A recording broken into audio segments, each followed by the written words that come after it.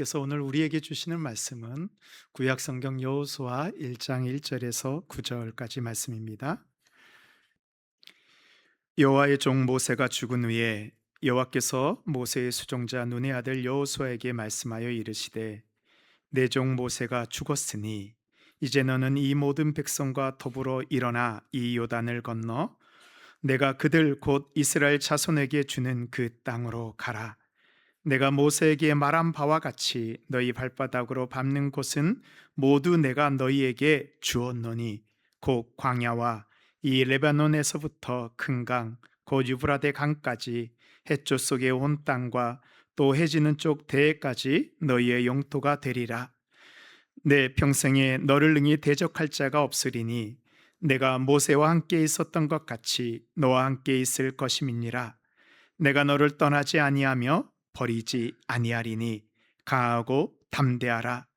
너는 내가 그들의 조상에게 맹세하여 그들에게 주리라 한 땅을 이 백성에게 차지하게 하리라. 오직 강하고 극히 담대하여 나의 종 모세가 내게 명령한 그 율법을 다 지켜 행하고 우로나 좌로나 치우치지 말라.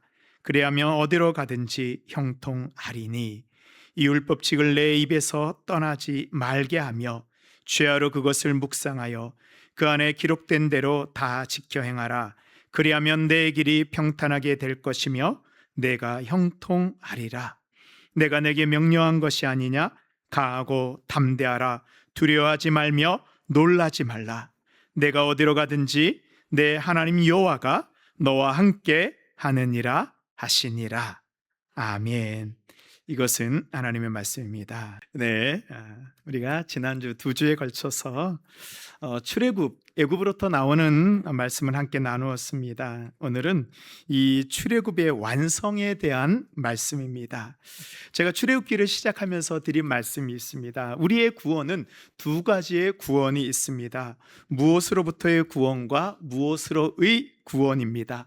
무엇으로부터의 구원은 이스라엘 백성들이 애굽으로부터 나오는 것입니다. 그 다음에 무엇으로의 구원은 이스라엘 백성들이 가나안 땅으로 들어가는 것입니다. 이 두 가지 어느 것 하나도 놓쳐서는 안 됩니다. 그래서 지난 시간에 우리의 출애굽을 우리가 애굽으로부터 나와야 된다라고 말씀을 받았습니다. 그런데요, 이 출애굽이 아무리 중요하다고 할지라도 애굽으로부터 나오는 것은 시작이에요. 구원의 완성은 가나안 땅으로 들어가야 합니다. 그래서 우리가 출애굽이라고 말할 때에는 반드시 가나안 땅이 그 안에 포함되어 있어야 합니다. 만일 가나안 땅에 들어가지 못하는 출애굽은요, 그것은 축복이 아니고요, 도리어 저주일 수도 있습니다. 왜요? 광야에서 살아야 되기 때문입니다. 음식도 물도 나를 지켜줄 성읍도 없는 그 광야의 삶을 살아야 됩니다. 오늘 말씀을 통해서 우리가 광야를 지나 하나님이 아브라함과 이삭과 야곱에게 약속하신 그 땅에 어떻게 들어갈 수 있는지 우리를 인도하시는 하나님의 음성을 우리가 말씀을 통해서 듣도록 하겠습니다. 우리의 창세기가 출애굽의 시작이잖아요. 그러면 출애굽의 완성을 보여주는 말씀은 바로 오늘 우리가 읽은 여호수아서입니다. 애굽에서 나온 이스라엘 백성들은 40년 동안 광야를 헤매었습니다. 그리고 이제 드디어 그 광야의 삶을 마치는 그 순간이 도달했습니다. 바로 요단강 앞에 온 것입니다.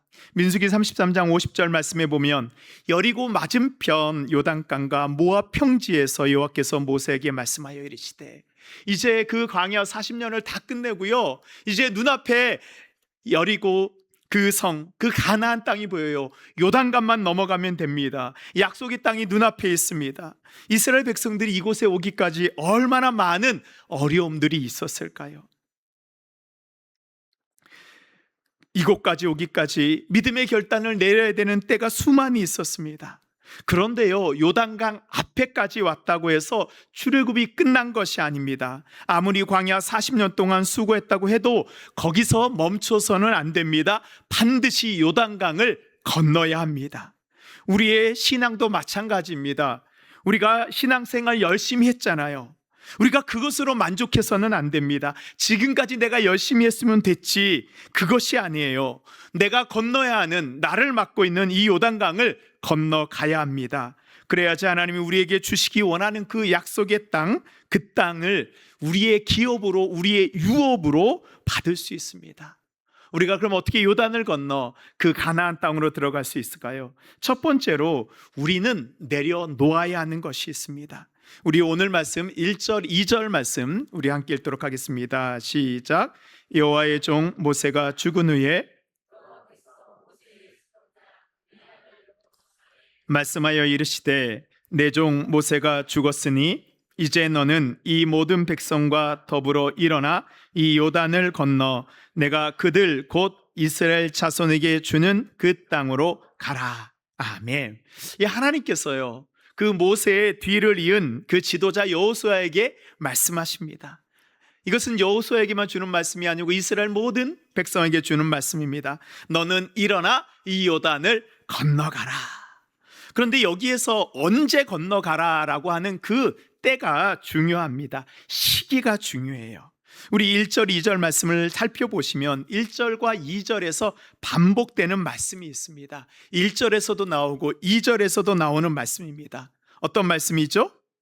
여호와의 종 모세가 죽은 후에 내 종 모세가 죽었으니, 하나님께서 이스라엘에게 요단을 건너가라고 하는 그때, 그 시기는 바로 여호와의 종 모세가 죽은 이후입니다.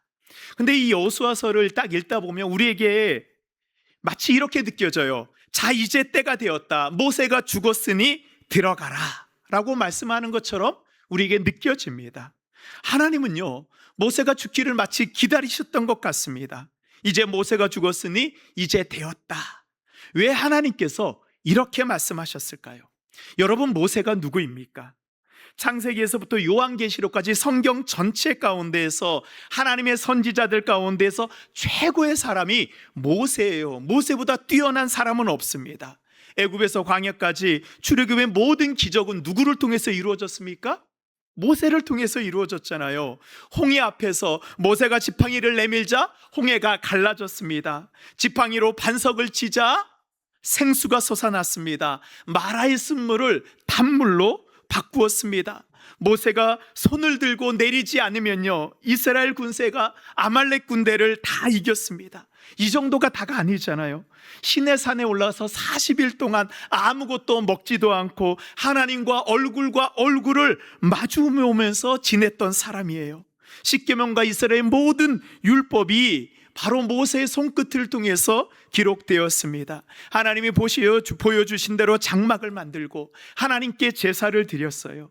창세기, 출애굽기, 레위기, 신명기, 성경의 가장 중요한 모든 부분들을 모세가 기록하였습니다. 이스라엘 백성들은요, 모세만 있으면 아무것도 염려할 것이 없습니다. 아무리 강한 대적이 쳐들어오고 할지라도 모세가 손을 들고 기도하면 이기는 거예요. 아무리 먹을 것이 없을지라도 모세가 기도하면 만나가 내리고요, 메추라기 떼가 몰려옵니다. 물이 떨어져도 걱정이 없어요. 모든 것이 누구만 있으면 됩니까? 모세만 있으면 다 되는 거예요. 근데 하나님 말씀하십니다. 이제 모세가 죽었으니 가라. 어쩌면 이스라엘 백성들은요, 눈에 보이지 않는 하나님보다 눈에 보이는 모세를 더 의지하였을 것입니다. 그래서 이 모세가 시내산에 올라가서요, 40일 동안 내려오지 않자 백성들이 어떤 일을 합니까? 자신들을 구원해 줄 그 황금 송아지 우상을 만들고 신으로 섬겼잖아요. 모세가 안 보이니까 다른 신을 만들 정도였습니다. 하나님이 이스라엘의 구원자가 되셔야 하는데 어쩌면 이스라엘 백성들의 눈에는 모세가 구원자처럼 보였을 것입니다. 이스라엘의 모세가 죽어야지, 그 모세가 죽어야면 비로소 요단강을 건널 수 있다, 이렇게 말씀하신 하나님의 그 의도는 무엇이었을까요? 이 말씀은요, 사실 우리에게도 참으로 중요한 말씀입니다. 우리 안에도요, 이 모세와 같은 것이 있어요. 내 인생에 하나님보다 더 의지하는 것, 이것만 있으면 나 걱정할 것이 없어 하는 것들이 있어요. 그것이 바로 모세이고, 이 모세가 죽어야지만 우리는 비로소 요단강을 건너 하나님의 약속 땅을 받을 수 있는 것입니다. 이스라엘 백성들이 모세를 의지하는 한 절대로 요단강을 건널 수 없는 것 같이 우리가 모세를 의지하면 하나님의 능력을 체험할 수 없습니다. 하나님이 우리에게 주시는 그 유업, 그 축복을 받아 누릴 수 없습니다. 그렇습니다. 우리 인생에 가장 의지했던 모세가 죽어야 합니다.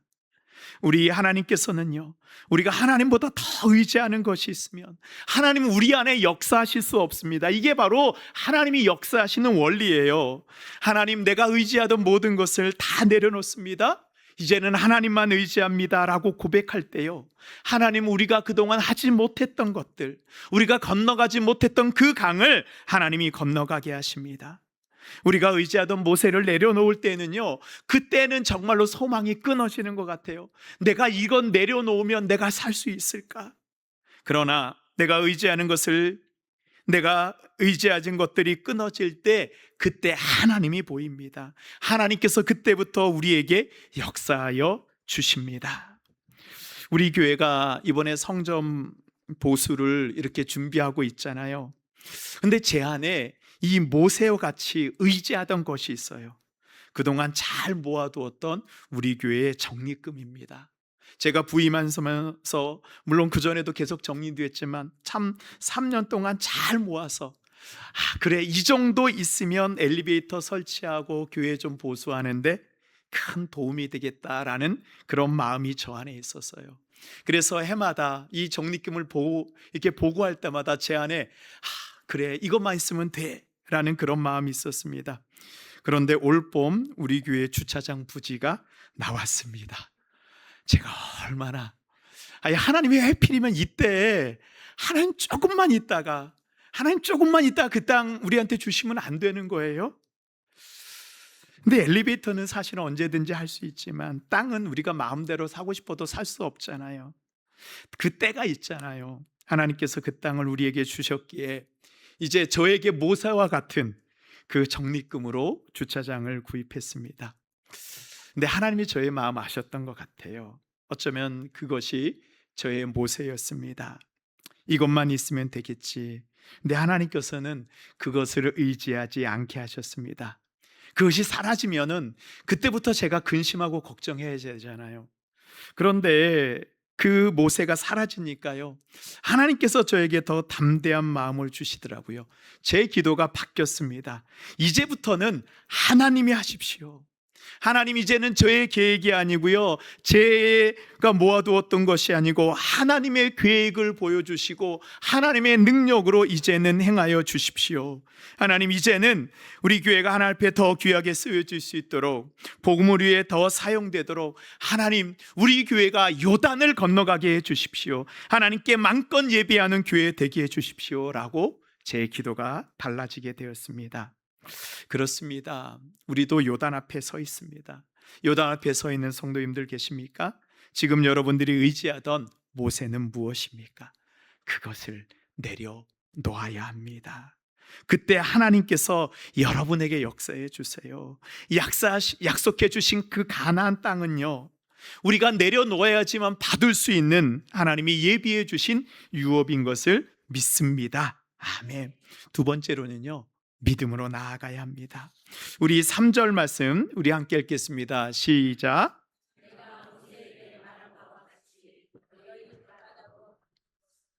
모두 내가 너희에게 주었노니. 아멘. 이 여호수아서 1장 3절 말씀이 이게 참 중요한 말씀이에요. 놀라운 말씀입니다. 내 안에 의지하던 모세를 내려놓자.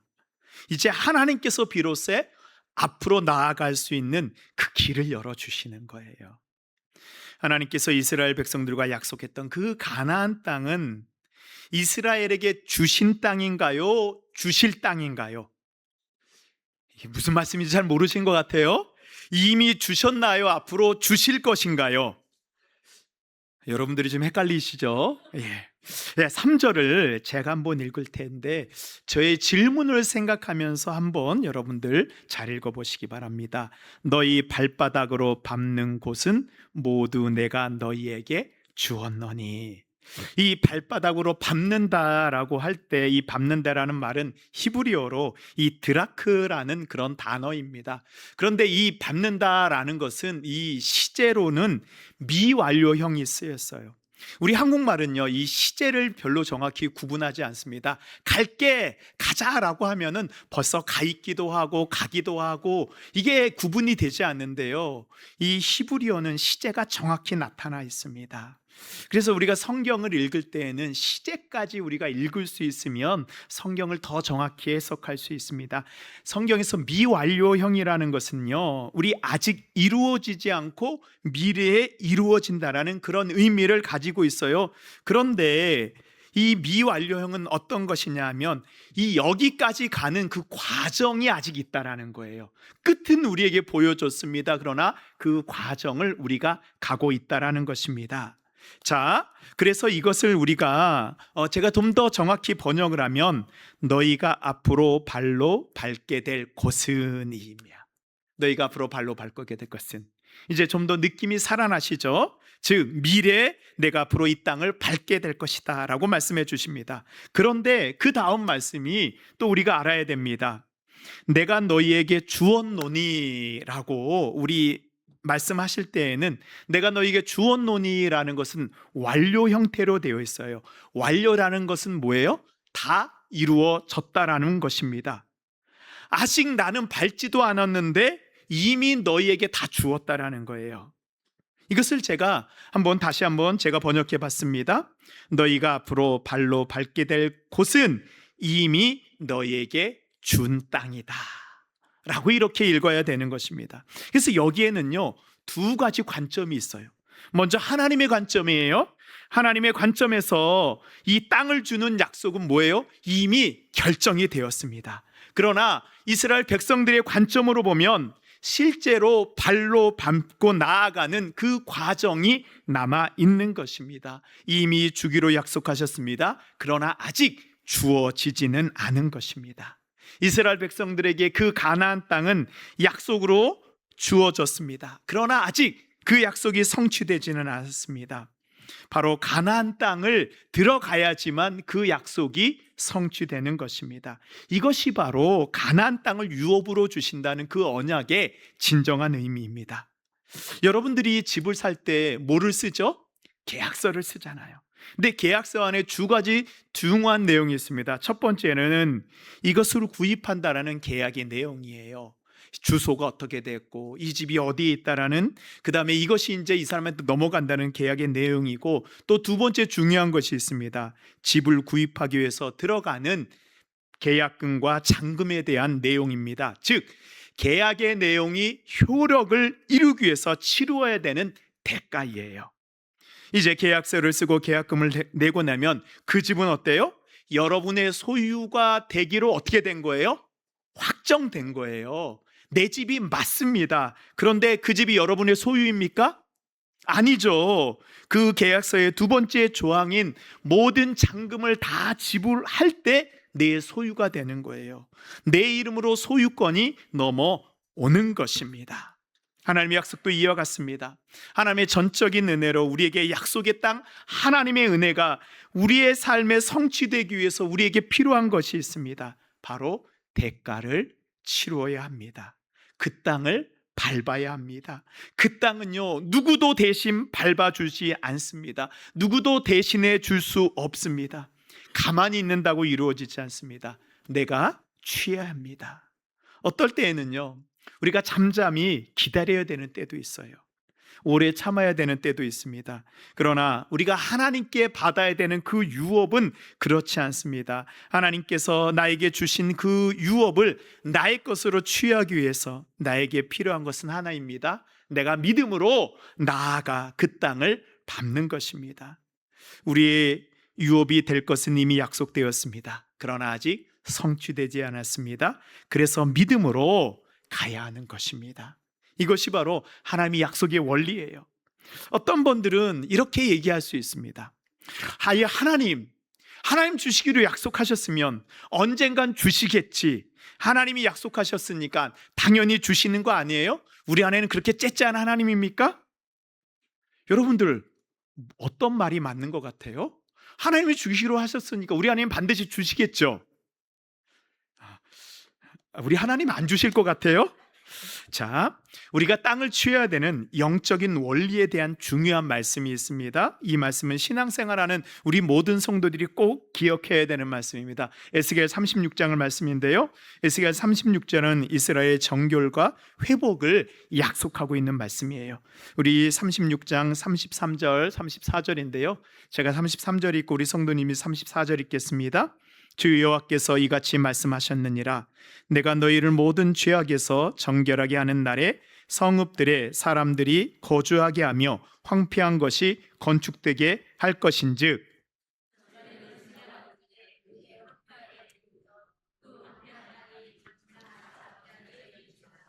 아멘.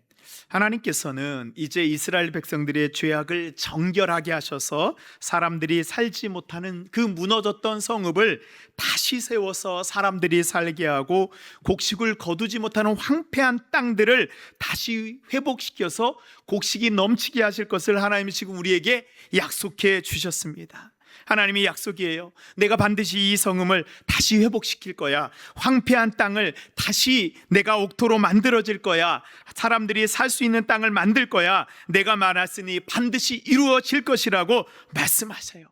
많은 사람들이 여기까지 읽고 그래 우리 하나님 다 하실 거야 걱정하지 말자라고 합니다. 그런데요, 하나님이 약속하셨다고 그것이 완성이 아닙니다. 그 약속을 이루는 중요한 말씀이 있습니다. 그 다음 절에 나와요. 우리 37절 말씀 우리 함께 읽겠습니다. 시작. 주 여호와께서 이같이 말씀하셨니라. 그래도 이스라엘 족속이 이같이 자기들에게 이루어 주기를 내게 구하여야 할지라. 아멘. 우리 여기까지만 보겠습니다. 여러분들 이거 꼭 밑줄 쳐놓으세요. 어디에다 밑줄 쳐놓냐면요, 그래도 이스라엘 족속이 이같이 자기들에게 이루어 주시기를 내게 구하여 할지라. 네. 그렇습니다. 하나님이 이루어 주실 것을 약속했어도 우리가 해야 되는 것이 있습니다. 하나님이 약속해 주신 것 같이 우리에게 이루어 주시기를 내가 하나님께 구해야 하는 거예요. 하나님의 약속이 확증되었습니다. 그러나 그 약속을 나의 것으로 취하기 위해서, 성취하기 위해서는 우리가 해야 되는 것, 바로 그것이 이루어지도록 우리가 하나님께 계속해서 기도하는 거예요. 이 37절에서 구한다라고 말한 것은 히브리어로 다라쉬라는 말입니다. 이것은 단순히 구한다라는 뜻을 넘어서 간절히 찾는다, 그곳으로 다가간다라는 그런 뜻을 가지고 있습니다.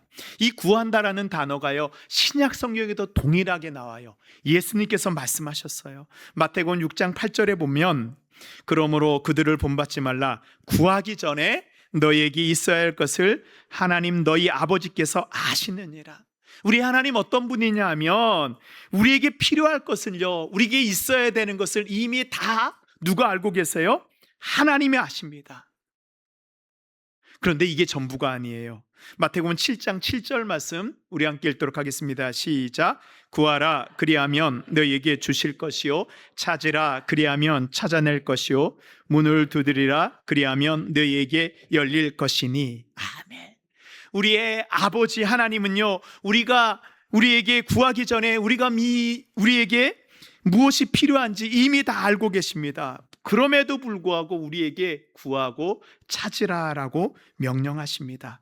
기도는요, 하나님, 내가 이것이 필요한지 하나님 잘 모르시는 것 같은데요, 하나님 이것을 나에게 주셔야 합니다 라고 하나님을 설득하는 게 기도가 아니에요. 기도는요, 하나님이 이미 주시기로 약속해 주신, 이미 정해진 그 신실한 약속을 우리가 받는 과정이 기도예요. 그것을 향하여 나아가는 순종의 발걸음이 기도입니다. 그래서 예수님께서 구하라, 찾으라, 문을 두드리라 라고 말씀하신 것은 이제 하나님의 자녀된 우리가 성령 안에서 하나님께 나아가 그 약속된 풍성함을 구하고 그것을 받는 우리의 권리이자 우리의 의무인 거예요. 아무리 하나님이 우리의 모든 필요를 아셔도요, 우리가 약속하셨어도요, 우리가 하나님께 구하는 그 과정이 우리에게 있어야 하는 거예요. 이것이 바로 우리가 하나님 앞에 나아가는 것입니다. 사랑하는 성도 여러분, 하나님은 약속을 이루실 때요, 우리와 함께 일하십니다. 하나님이 일방적으로 이루시지 않습니다. 우리와 함께 일하시면서 우리에게 주신 약속을 성취하십니다. 그래서 우리는 기도하고 믿음으로 그 땅을 밟기 위해서 나아가는 것입니다. 취하는 것입니다. 여러분, 하나님께서 여러분의 주시기로 한 그 약속의 땅, 그 유업이 어디에 있습니까? 그것을 바라보면서 믿음으로 구하십시오. 그리고 담대하게 그 땅을 밟으십시오. 하나님의 약속이 우리들에게 성취될 것을 믿습니다. 아멘. 마지막으로 하나님의 사인을 분별할 수 있어야 합니다. 우리 4절 말씀입니다. 우리 함께 읽겠습니다. 곧 광야와 이 레바논에서부터 큰 강, 곧 유브라데 강까지 해쪽 속의 온 땅과 해지는 쪽 대해까지 너희의 영토가 되리라. 아멘. 이제 요단강을 건너가게 되면 하나님께서 이스라엘 백성들에게 약속해 주신 그 지경을 하나님이 벌써 보여주고 계세요. 어디서부터 어디까지요? 하나님이 주시는 땅의 경계가 있습니다. 레바논에서 큰 강 유브라데까지, 그 다음에 해쪽 속의 온 땅까지, 이것이 지금 이 터키의 일부분입니다. 그래서 이제 하나님께서 이 많은 땅을 이스라엘 백성들에게 주실 거라고 그 경계를 하나님이 그려주세요. 그 경계는 우리가 그린 게 아니에요. 하나님이 그려주신 것입니다. 광활한 그 땅, 430년 동안 종노릇하고 40년 광야를 헤매었던 그 이스라엘 백성들은 꿈도 꿀 수 없었던 그 땅입니다. 그 넓은 땅을 주시기로 약속했어요. 이제 가서 취하면 됩니다. 그런데 이 4절에 언급한 그 하나님의 경계가 있잖아요. 그 땅은 이스라엘 백성들이 반드시 가서 취해야 되는 곳이지만 동시에 어떤 곳이에요? 멈춰 서야 되는 거예요. 하나님께서 허락해 주신 땅이 어디까지입니까? 그 경계까지입니다. 이스라엘 백성들이 그 경계선을 넘어서 땅을 취할 수 있는 힘이 있다고 할지라도, 능력이 있다고 할지라도, 병거와 마병이 있다고 할지라도 절대선은 넘어서는 안 되는 그 경계가 있는 것입니다. 그래서 이 4절에서 말씀하시는 땅의 경계는 가야 되는 고라는 사인이면서 동시에 스탑, 멈춰 서라는 그런 하나님의 사인입니다. 그렇습니다. 우리가 살면서요, 가야 하는 때를 아는 것도 중요하지만 내가 멈춰야 되는 그곳을 아는 것이 진정한 지혜이고 진정한 분별력입니다. 근데 이 말씀은요, 이미 이스라엘 백성들이 광야에서 하나님의 말씀을 통해서 훈련을 받았었어요. 신명기 2장 4절에서 5절 말씀 제가 한번 읽도록 하겠습니다. 너는 또 백성에게 명령하여 이르기를 너희는 세일에 거주하는 너희 동족 에서의 자손이 사는 지역으로 지날진대 그들과 다투지 말라. 그들의 땅은 한 발짝도 너희에게 주지 아니하리니 이는 내가 세일 땅을 에서에게 기업으로 주었습니다.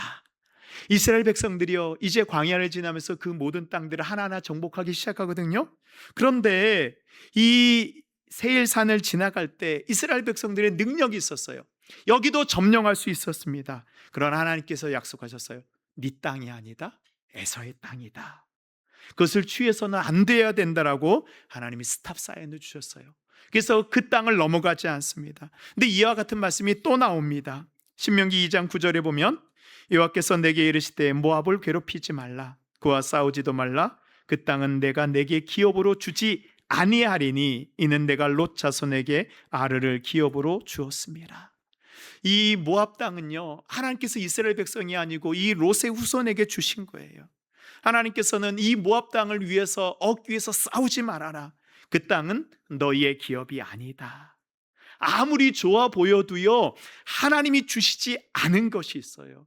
여러분, 우리가 삶을 살아갈 때요, 아무리 좋아 보여도 하나님이 나에게 안 준 게 있어요. 그것을 내가 구하고자 하잖아요. 거기서는 사망이고 거기서는 멸망입니다.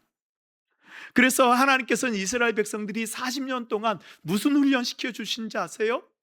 가라라는 명령과 멈추라라는 그 명령을 광야 40년 동안 훈련했어요. 여러분, 출애굽기의 40장 마지막 말씀 기억하고 계세요?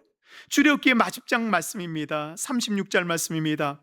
구름이 성막 위에 떠오를 때 이스라엘 자손의 그 모든 행진하는 길에 앞으로 나아갔고, 구름이 떠오르지 않을 때에는 떠오르는 날까지 나아가지 아니하였으며.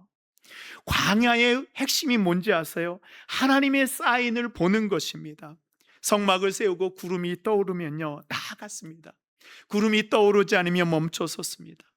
하나님이 가라고 하시면요, 아무리 힘들어도, 광야에 모래폭풍이 불고 한밤중이라고 할지라도 어떻게 해야 됩니까? 가야 하는 것이에요. 이것이 바로 순종입니다. 어느 날은요, 이제 가야 되는 곳이 저 눈앞에 있어요. 저기만 가면 오아시스가 있습니다. 풍성한 물이 있습니다. 먹을 것이 있어요. 상황도 좋아 보입니다. 가기만 하면 돼요. 그런데 저 땅이 꼭 내 땅처럼 보이는 것 같습니다. 내 것이 될 수 있는데도 불구하고 이스라엘 백성들은 하나님이 가지 말라, 멈추어 서라고 하면 가지 않았습니다. 왜요? 하나님이 멈추라고 하셨기 때문입니다.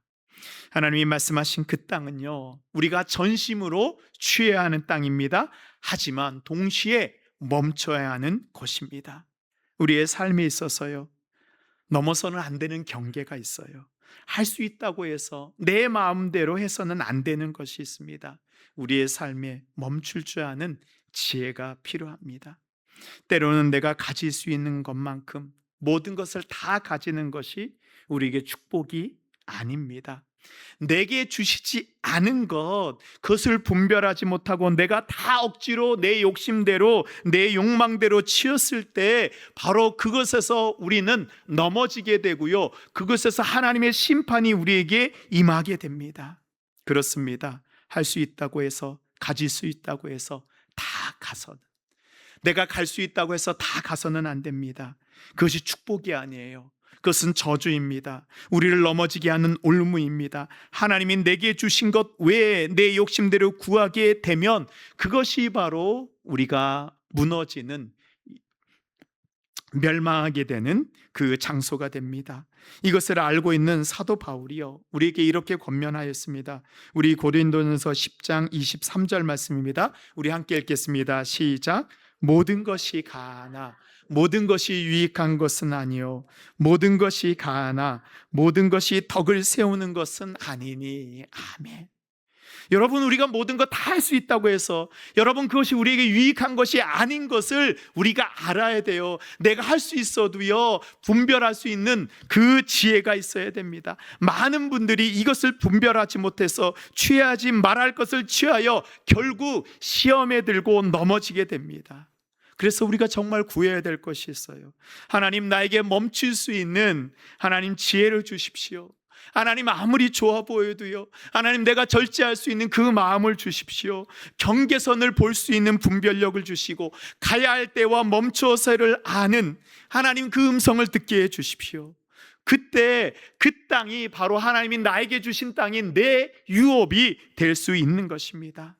가야 할 때와 멈춰야 할 때를 아는 그 지혜가 어디에서 올까요? 우리 여호수아서 1장 7절 8절 말씀입니다. 제가 7절 읽고 우리 성님들 8절 읽겠습니다. 오직 강하고 극히 담대하여 나의 종 모세가 내게 명령한 그 율법을 다 지켜 행하고 우로나 좌로나 치우치지 말라. 그리하면 어디로 가든지 형통하리니.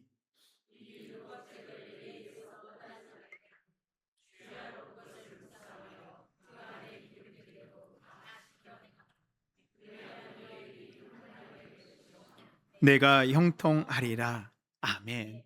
이제 요단강을 건너가게 되면요, 이제 그 가나안 땅에 이 철기 문명을 가진 그 가나안 족속들과 싸움을 해야 됩니다. 전쟁을 해야 됩니다. 앞으로 펼쳐질 가나안 땅의 싸움은 겉으로 보면 이 가나안의 족속들과 이스라엘 백성들의 싸움처럼 보이지만요, 이 가나안 땅의 정복 전쟁의 진짜 모습은 가나안과 이스라엘이 아니에요. 하나님과 이스라엘 그 관계입니다. 그러므로 이 가나안 땅의 전쟁의 승패는 어디에서 결정되는지를 알아야 합니다. 칼과 병거가 부딪히는 전쟁터가 아니라 하나님과 이스라엘 백성들이 만나는 그 장소에서 승패가 결정됩니다. 이것을 아는 것이 지혜입니다. 우리 인생의 성공과 우리 인생의 승리는 직장에서, 학교에서 결정되는 것이 아니에요. 세상 모든 것을 다스리는 하나님과 나와의 그 만남에서 결정이 되는 것입니다. 내가 하나님 앞에 앉아 있는 그 시간, 그 장소가 진정한 싸움터요, 그곳에서 모든 것들이 결정이 돼요. 광야 40년 200만 명의 이스라엘 백성들이 그 광에서 얼마나 수많은 결정을 내려야 됐을까요? 가야 될지 말아야 될지, 싸워야 될지 싸우지 말아야 될지, 그 결정이 여러분 어디에서 이루어졌나요? 사람들이 회의했습니까? 모여서 이 사람들이 전쟁을 어떻게 할지 말지 결정을 했습니까? 아니요. 성경에 그렇게 회의했다는 내용은 단 한 구절도 나오지 않습니다. 이 모든 것은 바로 성막에서 결정되었습니다. 우리의 인생의 모든 것이 어디에서 결정돼요? 하나님과 나의 만남의 장소 성막에서 결정되는 것입니다. 그래서 우리의 삶에 성막을 세워야 되는 것이에요. 우리의 삶에 무너진 성막을 다시 회복해야 됩니다. 구별된 시간, 구별된 장소, 구별된 마음, 구별된 예물, 내가 하나님 앞에 앉아있는 그 시간을 구별되고 소홀히 여기지 말아야 됩니다. 그래서 하나님께서 말씀하십니다. 너희 입에서 율법책을 떠나지 말며 그것을 다 지켜 행하라. 내가 어디로 가든지 형통하리라. 형통이 무엇이에요? 전쟁에서 이기는 게 형통이 아니라고 말씀하고 있습니다. 하나님이 나와 함께 가는 것, 그것이 바로 형통입니다. 사랑하는 성도 여러분, 우리 인생의 모든 승패는 하나님 앞에 결정되는 것을 믿으시기 바랍니다.